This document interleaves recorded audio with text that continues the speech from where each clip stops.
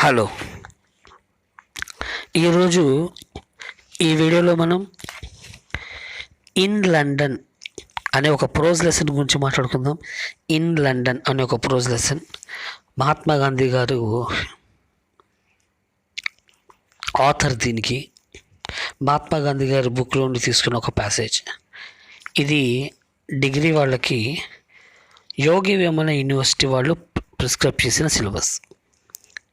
ఏపీలోని యోగి వేమన యూనివర్సిటీ వాళ్ళు in London అనే ఒక టాపిక్ని వాళ్ళకి లెసన్లో పెట్టుకున్నారు. Tryst with destiny, Jawaharlal Nehru గారి స్పీచ్ అయిన ట్రిస్ట్ విత్ డెస్టినీ బదులు యోగి వేమన యూనివర్సిటీ వాళ్ళు ఇన్ లండన్ అనే ఒక లెసన్ పెట్టుకున్నారు వాళ్ళ సిలబస్లో అనమాట. దానికి సంబంధించి కొన్ని విషయాల గురించి మనం ఈ వీడియోలో మాట్లాడుకుందాం. ఇన్ లండన్ అంటే లండన్లో అని అర్థం. లండన్లో మహాత్మా గాంధీ గారి లైఫ్ ఎలా జరిగింది అనే దాని గురించి ఆయన చెప్పుకున్న కొన్ని విషయాలు. ఈ మహాత్మా గాంధీ గారు తన లైఫ్ హిస్టరీని అంటే తన ఆటోబయోగ్రఫీ ఒకటి రాసుకున్నారు, మై ఎక్స్పెరిమెంట్స్ విత్ ట్రూత్ అని.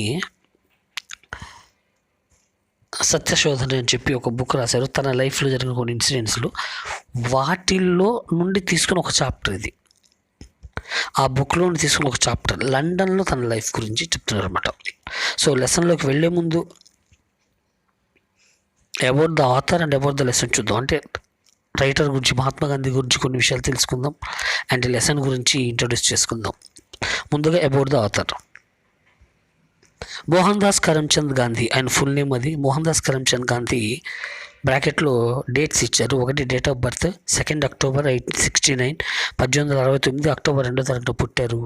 30 జనవరి 1948, 1948 జనవరి 30న చనిపోయారు. గాంధీ గారు అనమాట, మహాత్మా గాంధీ అని పిలుస్తాం మనం. So Gandhi was Born at Porbandar on the western Coast of India. భారతదేశానికి వెస్టర్న్ వైపు అంటే పశ్చిమ వైపు ఉన్న పోర్బందర్ అనే ఒక చోట పుట్టారు. అది గుజరాత్లో ఉంది. Better known as the Mahatma or great soul, Gandhi was an Indian lawyer who led his country to freedom from British colonial rule in 1947. ఈయన్ని మహాత్మా గాంధీ అని పిలుస్తారు చాలామంది. భారతదేశాన్ని 1947లో స్వాతంత్రం వైపు నడిపించాడు ఆయన. ఈయన ఒక లాయర్.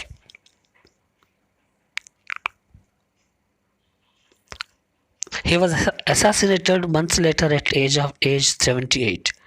సో 1948లో ఆయన్ని చంపేశారు. 78 years ఆ టైంలో ఆయనకి వయసు.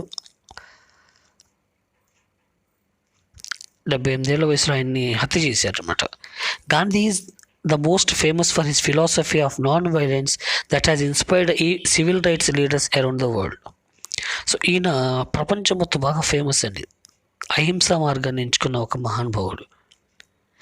ఈయన ఎంచుకున్న అహింస మార్గం ప్రపంచంలో చాలామందికి అది ఇన్స్పిరేషన్ అయింది. ప్రపంచంలో సివిల్ రైట్స్, మానవ హక్కుల కోసం ఫైట్ చేసిన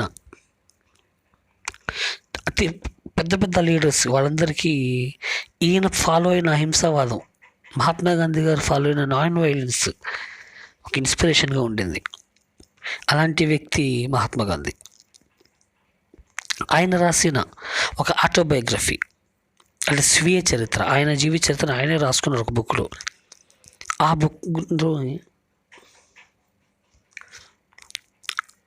బుక్లో నుండి మనకి ఈ లెసన్ తీసుకున్నారు, in London. So about the author అది. ఇప్పుడు అబౌట్ ద లెసన్ చూద్దాం. మహాత్మా గాంధీస్ ఆటోబయోగ్రఫీ సత్యశోధని. దాని అర్థం my experiments with truth. Mahatma Gandhi garu రాసిన ఆటోబయోగ్రఫీ పేరు సత్యశోధని. ఇంగ్లీష్లో దాని అర్థం my experiments with truth is one book which guides you as to what is right and wrong. ఈ బుక్ చదివితే ఏది మంచి ఏది చెడు తెలిసిపోద్దంట. అంత గొప్ప బుక్. అసలు ప్రపంచంలో మంచిది ఏది చెడ్డది ఏది అని తెలుసుకోవాలంటే ఆ బుక్ చదివితే చాలంట. అంత గొప్ప బుక్ అనమాట. The original was in Gujarati and was later translated into English and other Indian languages. యాక్చువల్గా ఇది ఫస్ట్ దీన్ని గుజరాతీ భాషలో రాశాడు ఆయన. తర్వాత ఇంగ్లీష్లోకి ట్రాన్స్లేట్ అయింది. ఇతర భారతీయ భాషలు కూడా అంటే తెలుగు, తమిళ్, బెంగాలీలో కూడా, అది మలయాళం, కన్నడ అన్నిటిలోకి మళ్ళీ అది ట్రాన్స్లేట్ చేయడం జరిగింది. The book is in 5 parts, beginning with his birth up until the year 1921. ఈ బుక్ 5 partsగా ఉంది. తన పుట్టినప్పటి నుండి అంటే 1869లో పుట్టారు కదా, అప్పటి నుండి 1921 వరకు ఆయన లైఫ్లో జరిగిన కొన్ని విషయాలని ఇక్కడ ప్రస్తావించడం జరిగింది ఆ బుక్లో. In London is taken from chapter 12 of this book. So ఈ పుస్తకంలోని చాప్టర్ 12 అంటే 5 partsే, బట్ చాప్టర్స్ ఎక్కువ ఉంటాయి. చాప్టర్ 12 నుండి తీసుకున్నారు ఇన్ లండన్ అనే ప్రస్తుతం ఈ లెసన్ అనమాట.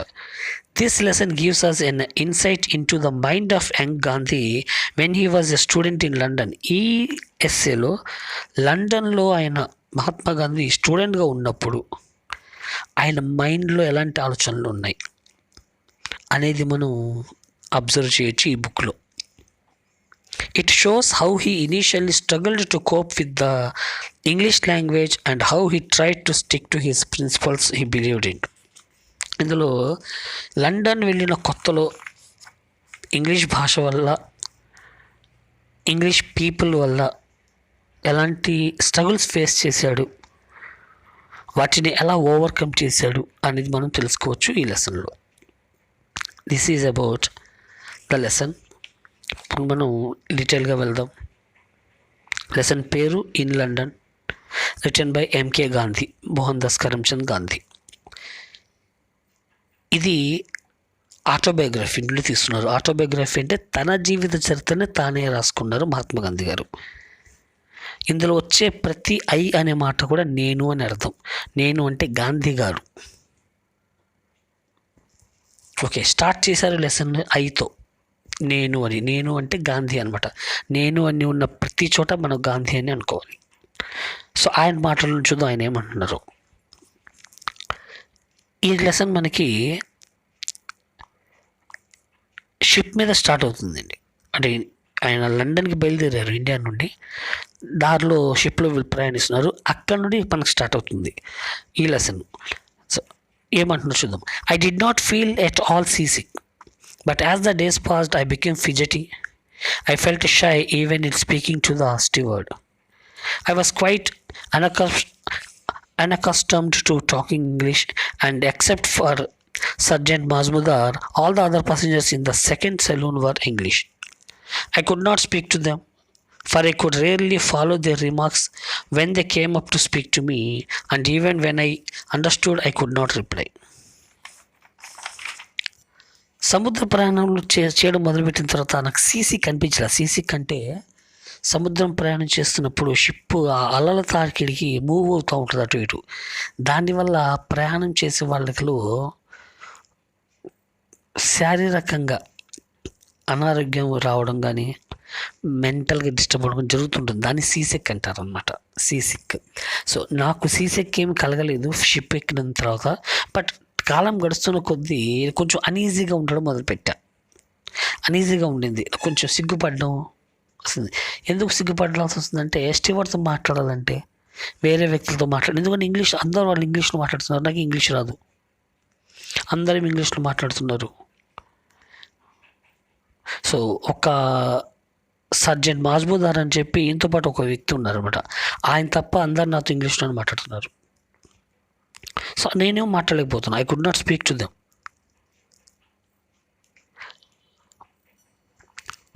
సో నేను వాళ్ళ దగ్గరికి వెళ్ళి మాట్లాడాలంటే నాకు షై. బట్ ఎవరైనా నా దగ్గరకు వచ్చి మాట్లాడాల్సి వస్తే మాత్రం నేను అర్థం చేసుకోవడానికి ప్రయత్నిస్తున్నాను, అర్థం అవుతుంది, బట్ తిరిగి నేను వాళ్ళకి రిప్లై ఇవ్వలేకపోతున్నాను. I had to frame every sentence in my mind before I could bring it out. So వాళ్ళు నేను ఏం చెప్పాలనుకున్నాను ముందు మైండ్లో సెట్ చేసుకునేవాడిని. ఏం చెప్పాలి నేను, ఐ యామ్ ట్రయింగ్, అలా నేను పేర్చుకునేవాడిని. పదాలని మైండ్లో ఒకదానికొకటి పేర్చుకొని బయటికి చెప్పాల్సి వస్తూ ఉండేదన్నమాట. I was innocent of the use of knives and forks and had not the boldness to inquire what dishes on the menu were free of meat. I therefore never took meals at table but always had them in my cabin. అంతేకాకుండా భాష మాత్రమే కాదు, ఇంకా కొన్ని ఇబ్బందులు పడ్డాడు ఈయన. చేతులకు తినడం అలవాటు ఇండియన్స్కి భోజనం. అక్కడేమో ఫోర్కులు, కత్తులు వాడతారు భోజనాలు చేయడానికి. అవేమో నాకు వాడడం రాదు. ఇంకో ప్రాబ్లం ఏంటంటే అక్కడ ఏది మీట్తో ఏది మాంసంతో తయారు చేస్తున్నారు ఫుడ్, ఏది మాంసం లేకుండా తయారు చేస్తున్నారో తెలుసుకోవడం కష్టం. సో ఆ మెనూ ఇవ్వండి నాకు. మాంసం ఎందుకంటే గాంధీ గారు మాంసాహారం తినరు, శాకాహారం భోజనం, వెజిటేరియన్ ఫుడ్, ఏది వెజిటేరియన్ ఐటమ్స్, ఏది నాన్ వెజ్ ఐటమ్స్ అనేది కూడా తెలియదు. సో ఆ మెనూ ఉంటుంది, ఒక మెనూ, ఆ మెనూ ఇవ్వండి అని అడగడానికి కూడా భయం, ఈయనకి సిగ్గు అనమాట. అందుకని జనరల్గా ఈయన అక్కడికి వెళ్ళి వాళ్ళతో తినేవాడు కాదు భోజనం, తన క్యాబిన్కి తెచ్చుకొని నన్ను తినేవాడు అనమాట. Sergeant Majumdar had no difficulty and mixed with everybody. కానీ ఈయనకి ఫ్రెండ్ అని చెప్పాను కదా, దీంతో పాటు ఇంకొక వ్యక్తి ఉన్నాడు సార్జెంట్ మాజ్ముదార్. ఆయనకి ప్రాబ్లం లేదు, ఆయన చక్కగా ఇంగ్లీష్ మాట్లాడేస్తున్నాడు, అందరితో కలిసిపోతున్నాడు, నేను కలవలేకపోతున్నా. He would move about freely on deck while I hid myself in the cabin the whole day, only venturing up on deck when there was but few people. ఆయనేమో చక్కగా ship మీద తిరుగుతూ ఉంటాడు, అందరితో ఆలతితో పలకరిస్తాడు. నేను రూమ్లో ఉండిపోతున్నా. షిప్ మీద పైకి వెళ్తా, అంటే బయటకు వస్తాను, రూమ్లో ఉండి బయటకు వస్తాను షిప్ మీద అటు ఇటు తిరగడానికి, ఎవరు లేనప్పుడు. ఒకళ్ళు ఇద్దరు ఉన్నప్పుడు వస్తాను. ఎక్కువ మంది ఉంటే మాట్లాడాల్సి వస్తుంది, మాట్లాడడం నాకు ఇంగ్లీష్ రాదు, నాకు భయం. అందుకని నేను బయటికి ఎక్కువగా వచ్చేవాడిని కాదు. Sergeant Mazmudar kept pleading with me to associate with the passengers and to talk with them freely. పాపం ఆయనేమో ఎందుకు నువ్వు అలా ముచ్చులాగా ఉంటావు పక్కన, ఎందుకు ఎవరితో కలవు, వెళ్ళి మాట్లాడుతుంటే వస్తూ ఉంటుంది నీకు మాట్లాడడం. So move, talk to them with ఫ్రీగా మాట్లాడు, చక్కగా ఫ్రీగా ఫీల్ అవ్వు వాళ్ళతో మాట్లాడడానికి అని ఎంకరేజ్ చేసేవాడు ఆయన గాంధీ గారిని. He told me that lawyers should have a long tongue and related to me his legal experiences. పైగా నువ్వు లాయర్లు బాగా మాట్లాడాలి అబ్బాయి, నువ్వేంటి అసలు అంత భయపడతావేంటి మాట్లాడడానికి అని చెప్పి ఆయన నన్ను ట్రైనప్ చేయడానికి ప్రయత్నిస్తూ ఉండేవాడు. He advised me to take every possible opportunity of talking English and not to mind making mistakes which were obviously unavoidable for a foreign tongue, but nothing could make me conquer my shyness. So English మాట్లాడు అంతే, నీకు తప్పులు వస్తాయని చెప్పి ఆలోచించొద్దు, ఎందుకంటే తప్పులు ప్రతి ఒక్కరు మాట్లాడతారు. ఇంగ్లీష్ వాళ్ళు కానీ ప్రతి ఒక్కళ్ళు, ఇంగ్లీష్ మాతృభాష కానీ ప్రతి ఒక్కరు కూడా తప్పులు మాట్లాడుతుంటారు, అది చాలా కామన్. సో నువ్వు తప్పులు వస్తాయని చెప్పి బాధపడొద్దు, నువ్వు జస్ట్ మాట్లాడుతూ ఉండు అని చెప్పి చాలాసార్లు ఆయన నన్ను ఎంకరేజ్ చేశాడు. కానీ నా షైనెస్, నాకున్న బిడియం వల్ల నేను మాట్లాడలేకపోయేవాడిని. నెక్స్ట్ పారాగ్రాఫ్ చూద్దాం. An English passenger talking kindly to me drew me into conversation. He was older than I. He asked me what I ate, what I was, where I was going, why I was shy, and so on. He also advised me to come to table. He laughed at my insistence on observing me and said in a friendly way, when we were in the Red Sea, it is all very well so far, but you will have to revise your decision in the Bay of Biscay, and it is so cold in England that one cannot possibly live there without meat. అక్కడ షిప్లో ప్రయాణిస్తున్న కొంతమంది పాసెంజర్స్లో ఒక ఆయన నాకు friend అయ్యాడు. ఆయన మెల్లగా నా దగ్గరికి వచ్చి కూర్చొని కబుర్లు చెప్పడం మొదలుపెట్టాడు. ఆయన నాకన్నా వయసులో పెద్దవాడు. సో ఆయన అడిగాడు, నేనేం తింటాను, నేను ఎక్కడి నుండి వస్తున్నాను, నేను ఎవరిని, నేను ఎందుకు మీడియా పడుతున్నాను, ఇలాంటి నా పర్సనల్ విషయాలు చాలా వరకు ఆయన అడిగి తెలుసుకున్నాడు. ఆయన క్యాబిన్లో భోజనం చేస్తారు, ఎందుకు వచ్చి అందరితో కలిసి టేబుల్ దగ్గర కూర్చొని తిను, మాంసం తినవేంటి, ఇవన్నీ కూడా తెలుసుకున్నాడు. ఆయన చెప్పేవాడు అనమాట, ఇంగ్లాండ్ వెళ్తున్నాం మనము, ఇంగ్లాండ్లో మాంసం తినకుండా బతకడం చాలా కష్టం, ఇక్కడ ఆల్మోస్ట్ 90% కన్నా ఎక్కువ మంది, 95% కన్నా ఎక్కువ మంది మాంసం తిని బతుకుతుంటారు. సో అక్కడ ఉండడం అనేది కొంచెం పాసిబుల్ కాదు అని చెప్పేవాడంట ఆయన. But I have heard that people can live there without eating meat, I said. అయితే గాంధీ గారు అన్నారంట, లేదండి నేను చదివాను, పుస్తకాల్లో విన్నాను, ఎవరు చెప్తుంటే విన్నాను, ఇంగ్లాండ్లో కూడా వెజిటేరియన్స్ ఉంటారంట కదా, నాన్ వెజ్ తినని వాళ్ళు ఉన్నారంట కదా అని. దానికి ఆయన ఆన్సర్ ఇస్తున్నాడు, rest assured it is a Feb. No one on to my knowledge lives there without being a meat eater. Don't you see that I am not asking you to take liquor, though I do so, but I do think you should eat meat, for you cannot live without it. లేదు లేదు, అక్కడ మాంసం తినకుండా ఉండేవాళ్ళు ఉన్నారు అంటే అది అబద్ధం.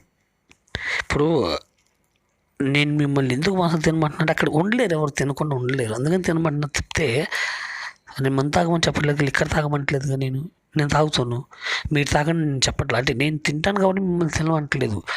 అక్కడ లండన్లో అలాంటి వాళ్ళు ఉండరు అని చెప్తున్నాను నేను, అంతే అన్నాడు.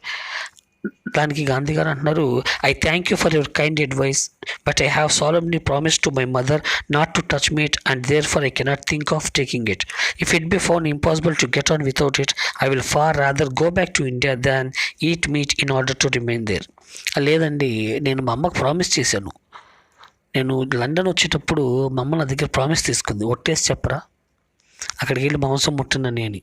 లేదమ్మా, నేను నాన్ వెజ్ తిన్ను, సరే నీ మీద నేను ప్రామిస్ చేస్తాను చెప్పి నేను మా అమ్మకు మాట ఇచ్చా. సో అక్కడికి వెళ్ళిన తర్వాత మాంసం తినకుండా ఉండలేని పరిస్థితి వస్తే అవసరమైతే నేను వెనక్కి వెళ్ళిపోతా, ఇంటికి వెళ్ళిపోతా చెప్తే మాంసం మొత్తం తినను అని మహాత్మా గాంధీ గారు సమాధానం చెప్పారు. ఎక్కడ ఆపుదాం, will continue in the next class. Till then, thank you and Jai Bharat.